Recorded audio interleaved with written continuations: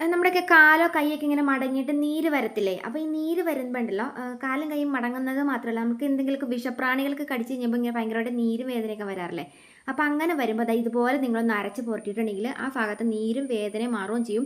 ഇനിയിപ്പോൾ എന്തെങ്കിലും രീതിയിൽ വിഷപ്രാണികളാണ് കടിച്ചതെങ്കിൽ ആ ഒരു ഭാഗത്ത് അങ്ങനെ വിഷം വരത്തൂല കേട്ടോ. അപ്പോൾ പെട്ടെന്ന് നീര് വറ്റി വേദന മാറാണ്ട് ഇതുപോലെ ചെയ്താൽ മതി. 2 രീതിയിൽ ചെയ്തെടുക്കാം. അപ്പോൾ നമുക്ക് വിഷപ്രാണികളാണ് കടിച്ചതെങ്കിൽ ഇത് വേറെ രീതിയിൽ ചെയ്തെടുത്താൽ മതി. ഇതിപ്പോൾ നമുക്ക് സാധാരണ ഇപ്പോൾ പെട്ടെന്ന് നമ്മൾ നടക്കുകയൊക്കെ ചെയ്യുമ്പോൾ പെട്ടെന്ന് അതിന് കാല് മടങ്ങി പോയിട്ടൊക്കെ നീര് വരത്തില്ലേ? അപ്പോൾ അങ്ങനെയുള്ള ടൈമിലും ഇതുപോലെ ചെയ്താൽ മതി കേട്ടോ. അപ്പോൾ ആദ്യം നമുക്ക് എടുക്കേണ്ടത് ഈ മുരിങ്ങയുടെ ഇലയാണ്. അപ്പോൾ പണ്ട് കാലത്തൊക്കെ വൈദ്യന്മാർ ഇപ്പോഴും എടുക്കാറുണ്ട്. വൈദ്യന്മാർ ഈ മുരിങ്ങയുടെ മരത്തിൻ്റെ തൊലി എടുക്കാറുണ്ട്.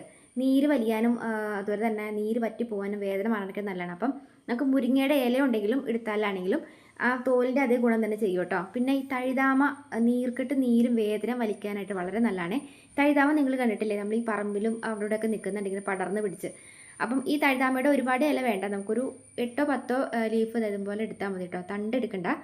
ഞാനിപ്പോൾ ഇതുപോലെ വട്ടം വട്ടം ഇലകൾ ഒരു 10 12 രീതിയിൽ അടത്തിയിട്ട് കൊടുത്തിട്ടുണ്ട്.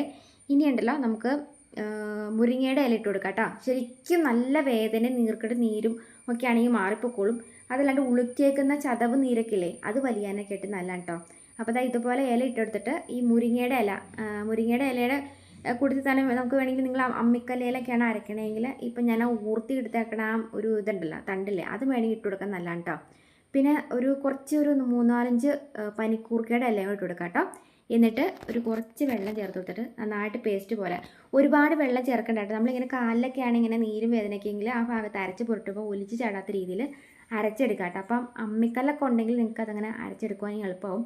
ഇങ്ങനെ ഒലിച്ച് ചാടി പോരാതിരിക്കുമല്ലോ. അപ്പം ഇതുപോലെ നിങ്ങളൊന്ന് അധികം വെള്ളമില്ലാത്ത രീതിയിലൊന്ന് അരച്ചെടുക്കണേ.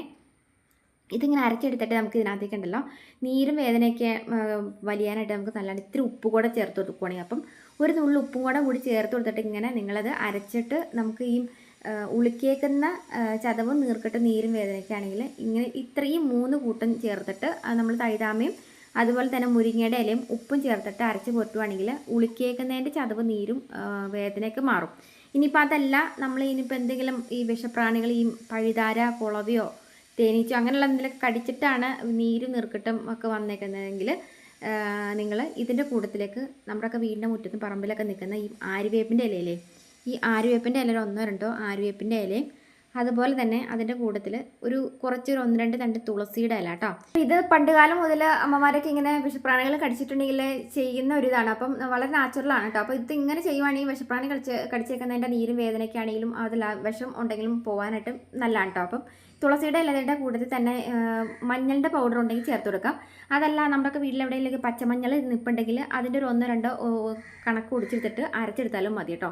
എന്നിട്ട് നിങ്ങൾ എവിടെയാണ് ഇനി പ്രാണികളൊക്കെ അടിച്ച് നീരും വേദന എന്ന് വെച്ചിട്ടുണ്ടെങ്കിൽ ആ ഒരു ഭാഗത്ത് ഇതിങ്ങനെ അരച്ചിട്ട് പുരട്ടിയിട്ടുണ്ടെങ്കിൽ ഒരൊറ്റ ദിവസം കൊണ്ട് ആ നീര് മാറും കേട്ടോ. അതുമല്ല വേദനയും മാറും. അപ്പോൾ അത് ട്രൈ ചെയ്ത് നോക്കുക. വീഡിയോ ഇഷ്ടപ്പെട്ടുന്നുണ്ടെങ്കിൽ എല്ലാ ഫ്രണ്ട്സിലേക്ക് ഷെയർ ചെയ്യുക. ഇതുപോലെ ടിപ്സ് വീഡിയോസിനായിട്ട് പേജ് ഫോളോ ചെയ്യാം കേട്ടോ.